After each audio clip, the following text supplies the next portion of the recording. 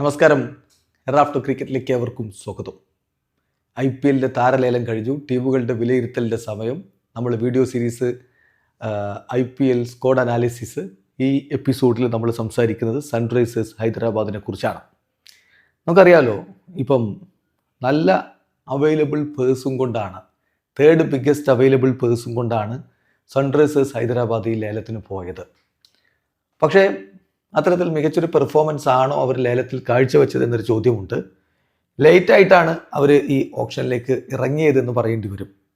പിന്നെ അവരൊരു big by നടത്തിയോന്ന് ചോദിച്ചാൽ അത് ലിയാം ലിവിങ്സ്റ്റന്റെ കാര്യത്തിൽ മാത്രമാണ് നടന്നത്. അത് അദ്ദേഹം ആദ്യം അൺസോൾഡ് ആയതാണ്.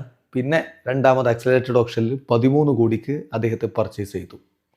ഇപ്പം നമ്മൾ കാണുന്നത് 30 ലക്ഷം ബേസ് പ്രൈസ് ഉള്ള കുറേ ഇന്ത്യൻ താരങ്ങളെ അവർ സ്വന്തമാക്കുന്ന കാര്യമാണ്.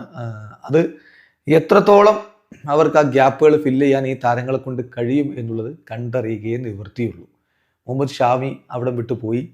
സോ അദ്ദേഹത്തിന് പകരക്കാരനെ അവരെത്തിച്ചിട്ടുണ്ടോ എന്നൊരു ചോദ്യം സ്റ്റിൽ ബാക്കിയാണ്.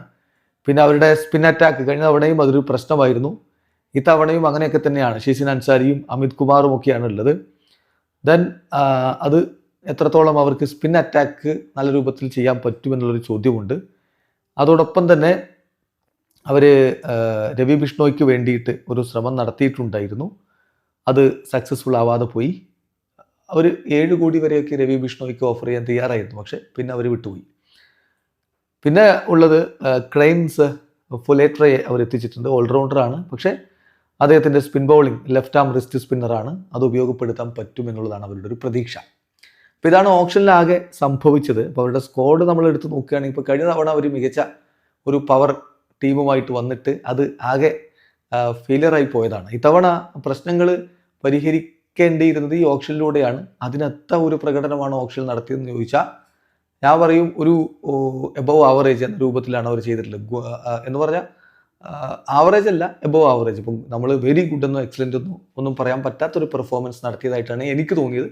നിങ്ങളുടെ അഭിപ്രായം വ്യത്യസ്തമായിരിക്കും. അത് കമൻറ്റ് ബോക്സിൽ രേഖപ്പെടുത്തും. എന്തായാലും അവരുടെ സ്ക്വാഡ് നമ്മൾ നോക്കുകയാണെങ്കിൽ ബാറ്റേഴ്സായിട്ട് ട്രാവിസ് ഹെഡും അനികേത് വർമ്മയും അതുപോലെ തന്നെ സ്മാരനുമാണുള്ളത്. സ്മാരൻ ഇപ്പം മിന്നും ഫോമിലാണ്.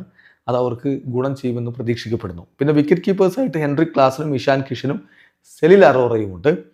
സോ ബാറ്റിങ്ങിന് നല്ല രൂപത്തിൽ ഉപയോഗപ്പെടുത്താൻ പറ്റുന്ന താരങ്ങൾ അവിടെയുണ്ട്. തന്നെ ഓൾറൗണ്ടേഴ്സായിട്ട് Liam Livingstone, Abhishek Sharma, Nitish Kumar Reddy, Brydon Carse, Pat Cummins, Harshal Patel, Kamindu Mendis, Harsh Dubey, Jack Edwards, Shivam Kumar, അതുപോലെ തന്നെ ക്രെയിൻസ് ഫുലേട്ര. അപ്പോൾ ഇത് ഈ ഓൾറൗണ്ടേഴ്സ് ഡിപ്പാർട്ട്മെൻറ്റ് വളരെ കരുത്തുറ്റതാണ്.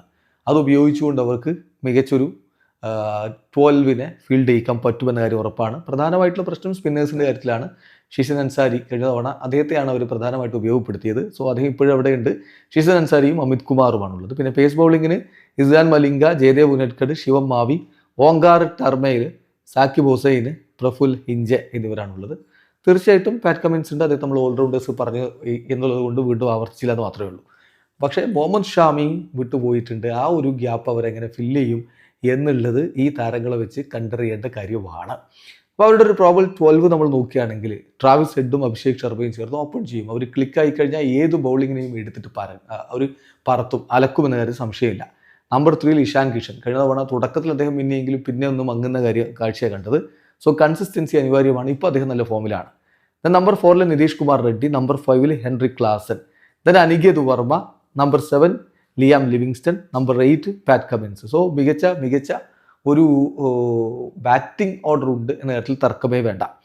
ദെൻ ഹർഷ് ഡ്യൂബെ അല്ലെങ്കിൽ ക്രെയിൻസ് ഫുലേട്ര, ഇതായിരിക്കും ഈ താരങ്ങളിൽ ഒരാളായിരിക്കും നമ്പർ 9 വരിക. Then Harshal Patel. So batting lineup ഉണ്ട് എന്ന് തന്നെയാണ് ഇതിൽ നിന്ന് വ്യക്തമാകുന്നത്. ദെൻ ശിവം മാവിയോ ഷീസിൻ അൻസാരിയോ ഉണ്ടാവും നമ്പർ 11. അത് ആ പിച്ചിൻ്റെ സ്വഭാവം അനുസരിച്ചായിരിക്കും. ദെൻ ജയദേവ് ഉനഡ്കഡ്. ഇതാണ് നമ്മൾ പ്രതീക്ഷിക്കുന്ന അവരുടെ 11.